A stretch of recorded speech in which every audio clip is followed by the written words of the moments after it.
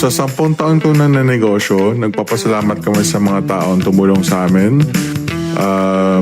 Sa totoo lang, hindi naman namin ito magagawa nang wala sila. Itong negosyo naman namin, hindi naman siya overnight success. Maraming gabi ko rin itong pinagpuyatan, pinaghirapan. Maraming beses na rin ako nagkamali. Kada mali mo, dapat may matututunan kang bago. Kahit na medyo mahirap, malaki yung responsibilidad. Importante na itaguyod mo yung negosyo dahil maraming nakasandal dun sa negosyo para umasenso. Ilang beses mang madapa sa negosyo, patuloy pa rin ang laban. Iukit natin ang tagumpay sa negosyong kitang-kita.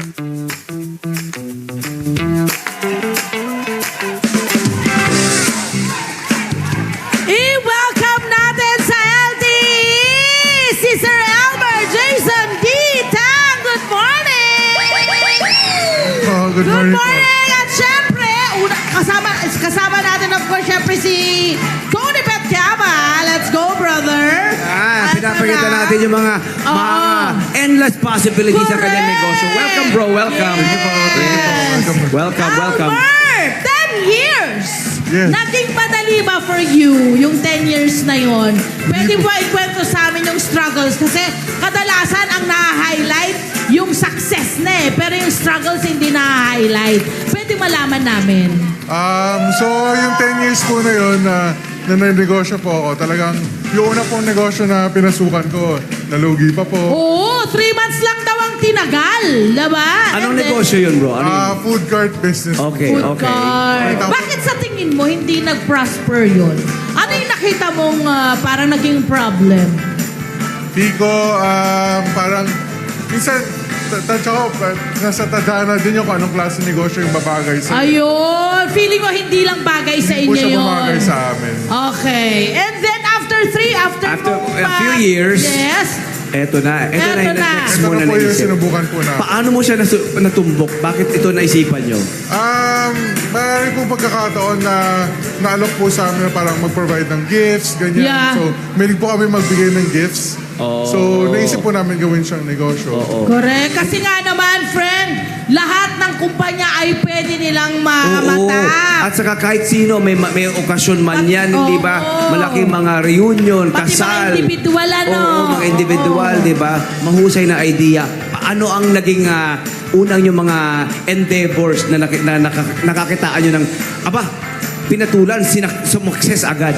Ayan. Sumali po kami sa mga expo, yung Doon Corporate muna. Leaders Expo. Okay. So, doon po kami nagsimula magpakilala sa mga tao. Tapos, doon po kami nakakuha ng mga maraming order. Okay. So, after po nung dire-diretso na po siya. Okay, sumali sila sa mga expo. Gusto kong malaman bilang, yung ating mga kabarangay ngayon ay posibleng, yung mga nanonood natin mga kabarangay ngayon, Oo. paano ba yung pagsali sa mga expo na yan? Ano ba yan? May kailangan ka bang bayaran para makasali ka? Ano ba yan dapat? Parang limang taon ka na ba dapat na business para makasali sa mga expo? Ano yung mga requirements? Actually, siya to lang nagpadala lang po sila ng email sa akin. Tapos, Okay. parang cold email po yun eh. Tapos, sumali po kami. Wala naman pong requirements sa ilang taon po yung kailangan magnegosyo. So, basta willing po kami magbayad. Galing! Napakahusay! So, ang laki pala na inaitutulong ng mga Oo. expo na ito, my friend. Na hindi ko alam yun, ha? Oo, ito mga kabarangay, yung sinasabi nating expo, yung nakikita nyo, ina-advertise sila na sa malalaking convention Yes. center, di ba? Sa Pasay, Correct. di ba? Sa SMX, yung mga yan. Na iba't ibang Oo. kumpanya ang nandun. Oo, di Tama ba? Dati, di ba, World Trade, di ba? May World Yes. Trade Center pa rito doon, di ba? Correct. SMX convention ginagawa. Yun, maaari nyong unahin yun. Explore. Explore yung Oo. Dati raw, yes. Gano'ng katagal kang nag-expo? Since nung 2017 hanggang pandemic po. Wow, matagal-tagal din pala, my friend, no? Tatlong taon din po. Dati raw nagpapaprint pa kayo sa iba kapag may order. Pero ngayon, meron na kayo siyempre sariling machines, hindi ba?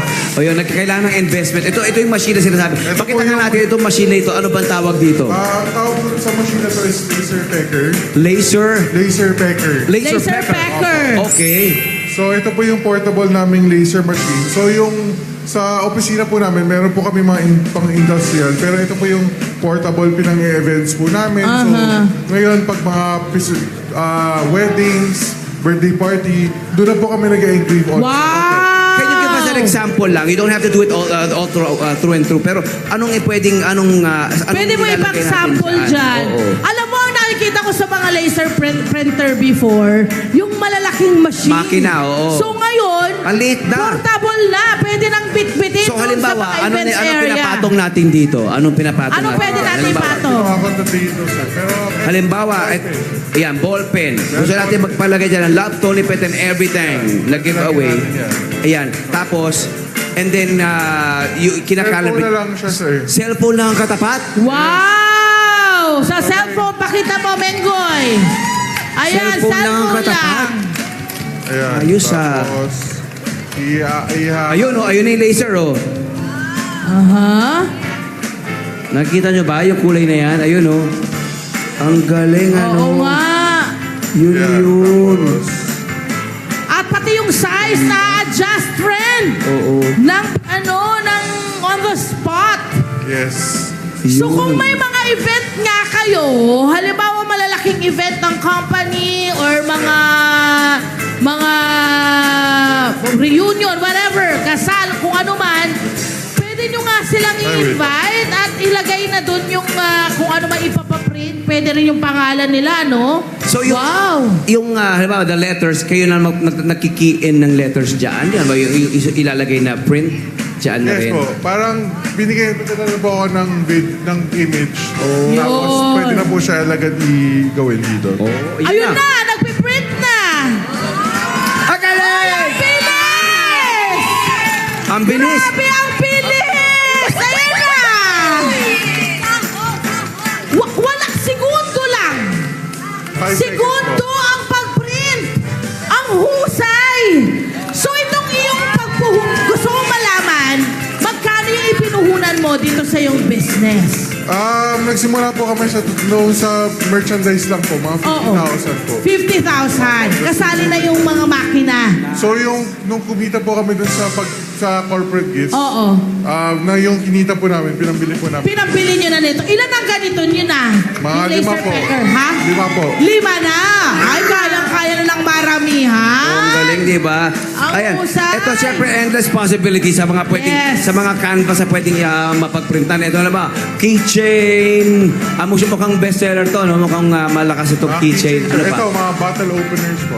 Ito yung mga, okay, bottle opener. Opo. Pwede. Wow! Ito, Lalagyan ng cellphone. Cellphone Oo stand, nga. may keychains po. Tumblers. Tumbler, syempre. Ipinapakita natin Notebook. dito, mga tumbler. Pwede, syempre, baso, pwede rin. Baso, pen. Oh, pati baso pwede rin. Trophy, mga trophy. Meron Pwedeng pwede trophies din rin, di ba? Lahat pwede. Ang nakakatuwa, alam niyo yung mga malalaking mga hotel, kliyente din nila. Di ba? Yes, Mga kasi malalaking 10 taon na kilala na sila. Pero ang gusto mong malaman sa 10 taon na yan, magkano na yung kinikita ng inyong... na diba, nung nag-uumpisa kayo, magkano lang yung kinikita nyo?